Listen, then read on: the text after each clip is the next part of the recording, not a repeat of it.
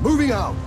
We've been playing Total War Rome 2 a lot, and while we've certainly enjoyed the spectacular battles and layered strategy, a few key problems have hampered our conquests. These problems include performance issues and AI that can border on idiotic. However, Creative Assembly has promised a patch on Friday that may address many of our complaints. Rather than post a review and have most of the criticisms invalid a day later, we've decided to hold off until we see what the patch actually fixes or improves. Hopefully, it will squash the blemishes of what has otherwise been an engrossing and elaborate game. What we can say is that with enough patience, Rome 2 feels every bit as grand as a game based on one of the greatest empires should. Despite the AI, battles are still visually striking as you control hundreds of units, commanding them to siege settlements and charge enemy lines. The level of detail present on each individual soldier makes warfare feel more believable. Seeing men fall only to have reinforcements trample over their bodies cements the scale of fights and does justice to the series' namesake.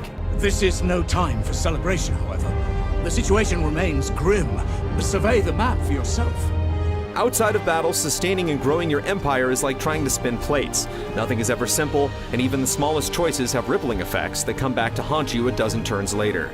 Keeping the populace happy and making sure everyone is fed requires forethought and compromise.